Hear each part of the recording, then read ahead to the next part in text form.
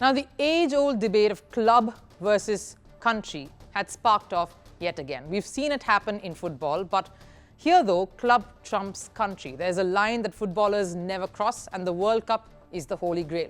So anything in between is immaterial. In cricket, that debate is more intense. Why? The contests between countries were always there, taking shape and a rivalry of its own. And with the boom of T20 cricket in 2007, the club scene has skyrocketed. T20 leagues have sprouted just about everywhere across the globe, post-IPL or the Indian Premier League, the Big Bash League in Australia, the Caribbean League, the Pakistan Super League, Bangladesh Premier League, and much more. There's more to follow for sure. Even as BCCI fiercely continues to protect the magnitude and significance of an Indian Premier League, cricketers have realized the larger importance of T20 cricket.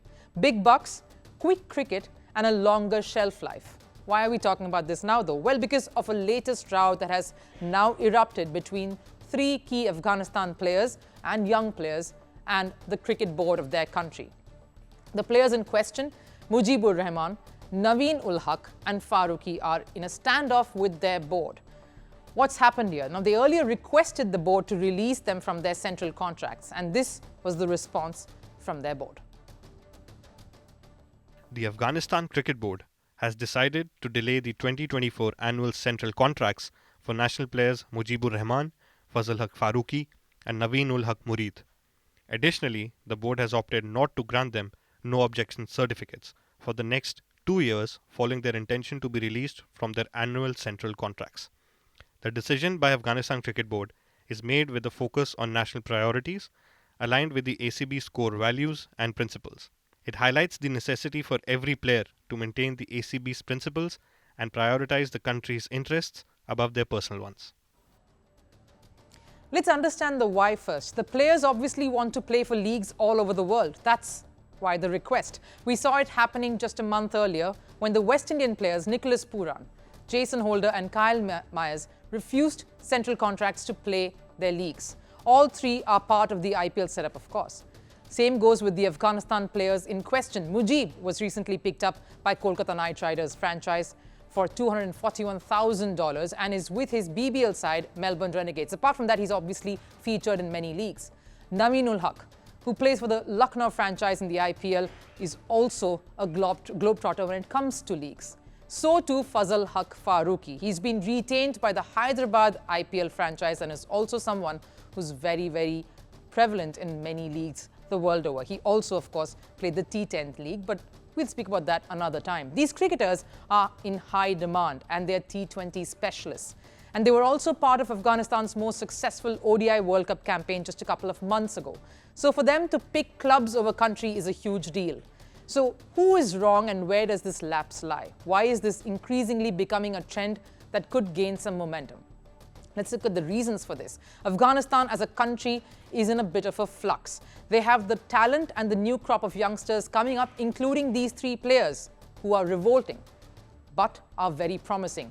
There is hardly any cricket in Afghanistan though. For any country to establish itself and for cricketers to establish themselves, you need cricket in the country. By that, I mean tournaments, build a domestic structure, host other countries, basically build a cricket ecosystem and by that extension, a cricketing culture.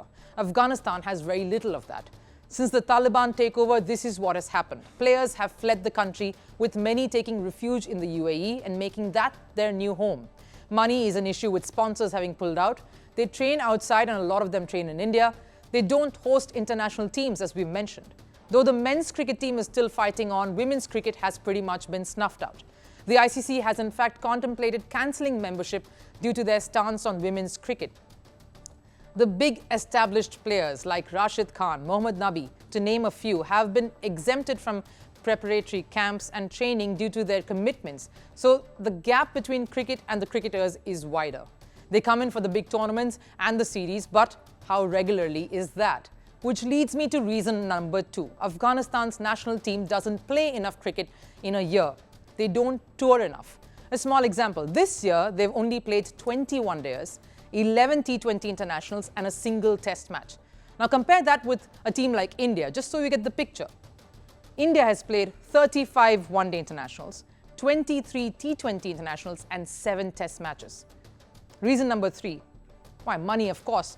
Asadullah, a former selector of the ACB, spoke to a cricket website earlier this year saying, and I quote, "The passion for the game has increased, but the flow of money has started to dry up. Corporate sponsors for the game have come down hard. ICC funds are not coming directly, hence money is an issue. ACB is still surviving, but not sure how long it can be sustained." Now, what he's referring to are some instances where the ICC, using the revenue share that is due to Afghanistan, has paid on behalf of the ACB. So in the midst of all this, leagues and the money it offers is the oasis for so many of these youngsters who are able to set aside country for clubs. Now I come back to the question I started with, which is, where does the fault lie? Is it with the system? Is it with circumstances that have pushed these cricketers to take this choice? Or is it with the cricketers themselves who aren't seeing the bigger or more selfless picture? I would say it's a bit of everything. For a cricketer to choose country, there are expectations from the country, and when that doesn't match up, they look the other way. Can these be mended? With the way cricket is transforming so rapidly, that seemingly looks impossible at this point.